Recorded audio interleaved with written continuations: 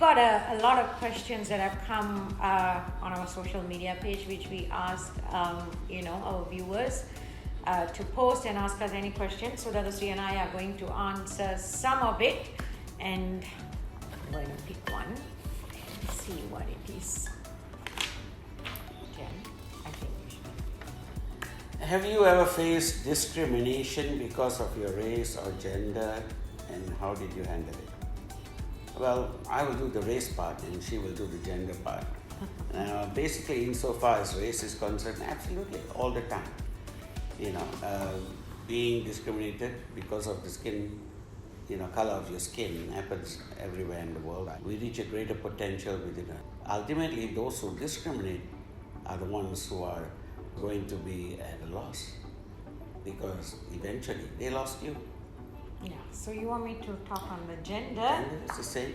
Yeah, it's basically the same. I mean, if you're asking me if I've ever, faced, because I'm a woman or I was a girl and I was discriminated, and if I say no, then I'll be lying. Yes. I mean, in my life's journey, all the time, you get it. I mean, in some form or the other. If we allow it, then it happens. Whether it's, it's negatively impacts you or positively impacts you. It's ultimately us, because if we are going to allow what happens around us affect all the time, then we are going to live our life at the mercy of others and not what we want our life to be. So if you want something in your life, then be the master of your destiny. There are many women who are unable to make their own life decisions due to family dominance. How can we empower these women to take control of their lives? Cannot empower. You can educate, you can enlighten, right? But empowerment comes from within. Yeah. You basically can only show them the path. You can, rationalize and give them the basis of how they can move forward. But every step has to be taken individually. No one can empower them per se. I mean, the fact that you are giving into the family dominance, and therefore you're not pursuing your dreams, or I guess the decisions mean dreams, then you're already on the losing end of the battle, because if you know what you want and you go after it no matter what, but that's how life works. So, and that I agree with Datasri. I mean, end of the day, that strength and that resilience and everything, that basically comes from within. Let's go to the next one. Oh my God. Okay. Oh my God, because it's such a long question. When a woman desires to pursue something in life, her husband may not support her. And similarly, if the husband wishes to start a business, the wife may not allow him to do so and threaten divorce. How can one make them understand or cope with such situations? I think it's... You cannot. It's not about, forcing someone to change their mindset.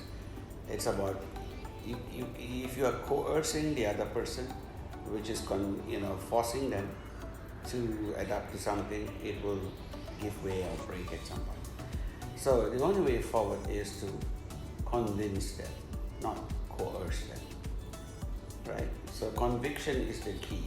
And if you cannot convince your husband or your wife at home, what chances do you have of being able to do this outside in the real world with whatever it is that you want to achieve?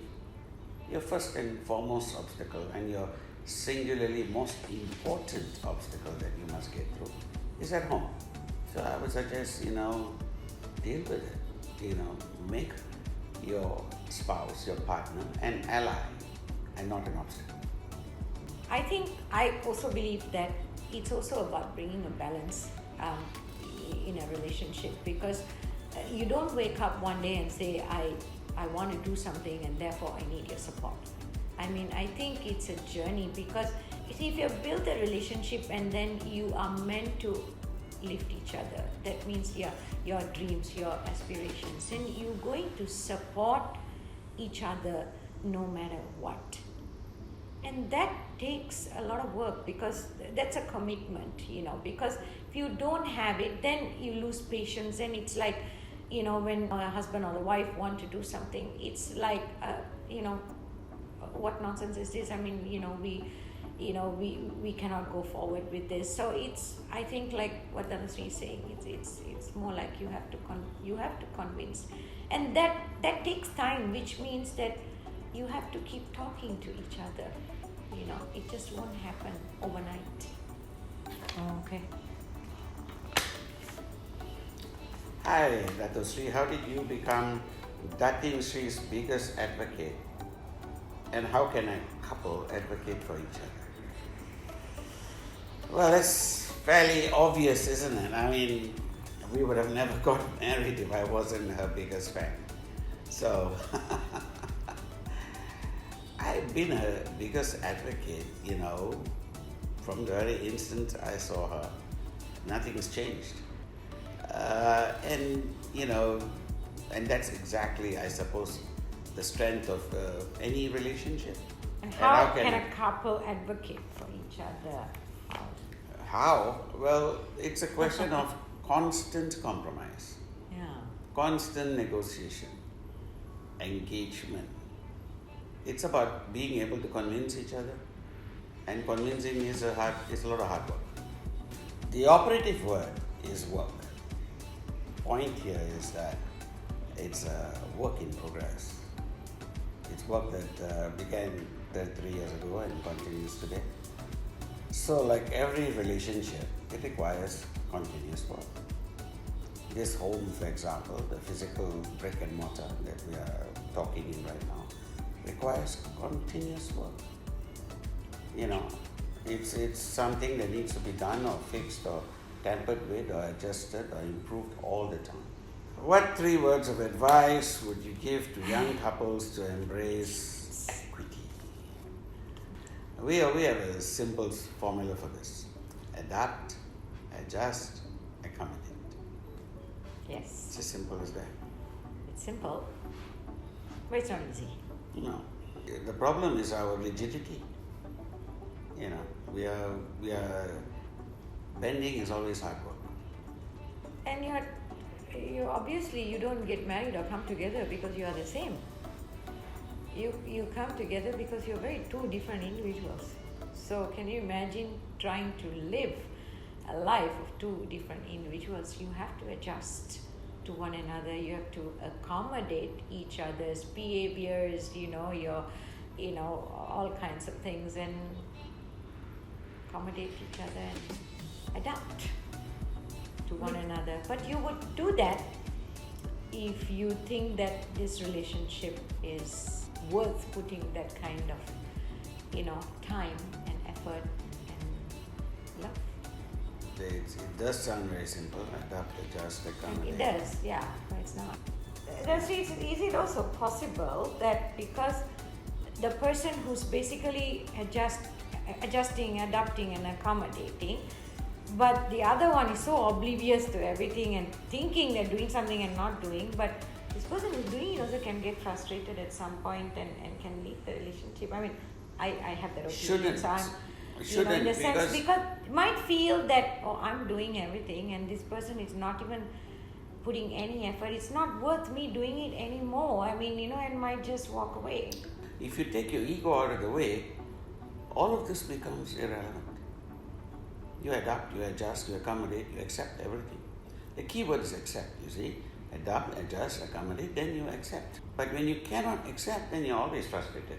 Then you're really not adapting or adjusting or accommodating. It's just you in your mind going through the motions, but not completing the exercise. Okay, people keep always asking us, the two of us, how have we made our relationship work 33 years going? And of course people look at us and they think that everything is there's an understanding, we work together, it looks like it's nothing goes wrong in this relationship, and so it's like, what's the success behind this partnership?